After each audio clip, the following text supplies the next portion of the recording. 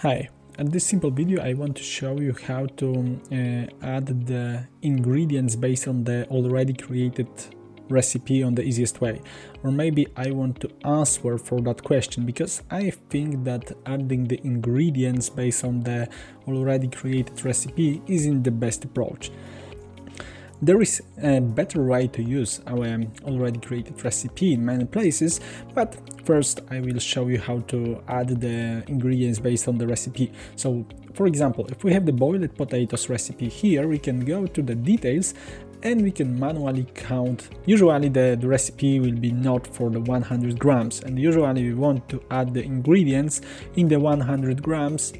So you can manually collect the macros for the 100 grams and add the ingredient based on that. But there is an easier way, so we can open the menu section, create an example menu in the future for a while.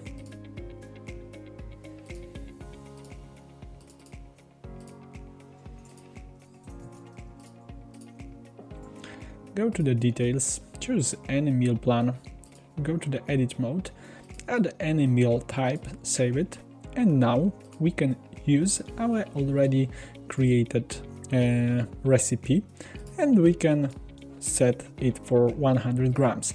Thanks of that, the software automatically shows us the macro for 100 grams of this recipe. And what we can do, we can open the ingredients tab in the second ingredient section in the second tab, add the new ingredient, and easily we can copy the name of it here.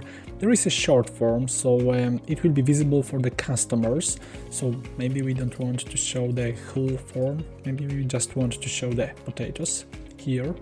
Okay, and if there is more specific ingredients we want to show, there is some bracket for that, so some place for that. We can put here the potatoes and for example the butter, whatever we want, and then in the label it will be shown in the little bracket after the short form. So if it is more advanced recipe for the ingredient, you can use this section.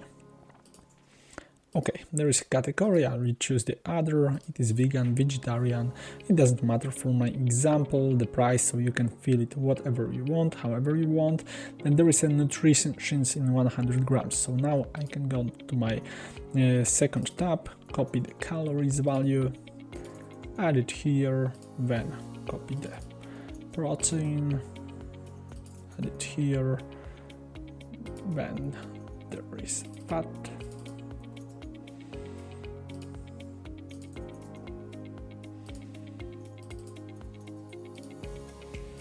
and the carbs. Of course, if you want to add more macros, you can do that. You can also show more macros. If you go to the edit mode, you can click on this little icon and show more columns in this section, so it can be helpful for this exercise, and easily just save it. And now we have the ingredient based on our recipe. So this is the easiest way probably to create the ingredients based on the recipe, but there is a better approach, I believe. So if we go back to our example menu and we have the breakfast here, so any type of meal. So if we go to the question mark and open the basics about the fundamentals about the menu, we can read here the really good example about the tomato soup with the homemade noodles and the parsley. So it shows us that if we want to create a meal, it is based on the two recipes, tomato soup and the homemade noodles. And the homemade noodles is a good example of that kind of ingredient. So we have the recipe for homemade noodles, but we can use it, we want to use it in a different kind of soups, for example. So we can create the recipe for that. And as you can see at this example, if we create the meal, like the tomato soup with homemade noodles, then we can add the one recipe here and another recipe below, or more than one recipe. And let's take this example. So if we have the boiled potatoes, so for example we want to create the, I don't know, grilled chicken breast with boiled potato and salad. Okay, it is best warm, I will save it, and we have the boiled potatoes already added. And what I can do, I can add another recipe. I can choose the grilled chicken and also the salad. For example, diner salad will be good here.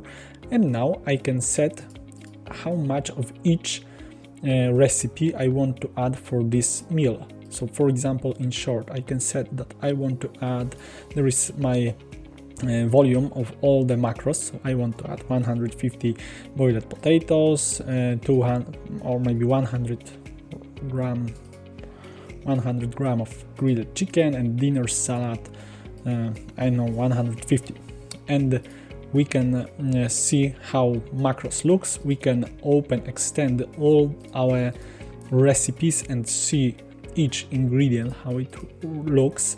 And even more, we can customize it on the group level. So I can set that I want to add more tomatoes, cucumber, olives. So if we create the group ingredients of groups in one of the recipe, we can easily customize it. And if we save it, we have the already created meal with many different recipes, and it will be really well shown in all the reports, because the kitchen chef would see that they need to cook boiled potatoes and how much of it they need to prepare. There will be the yields, so after cutting the potatoes, peeling them, they will lose something. There will be the separated recipe for the grilled chicken, so how to prepare it, also with the yields and all the ingredients, and the diner salad. And at the end, in the weight, the report for the meal weights, the packing team will see how much of boiled potatoes they should add to the food containers, how much of grilled chicken, and how much of diner salad. So I strongly recommend this approach, but of course it is up to you. Hopefully this video will help you, and see you on the next one. Bye bye.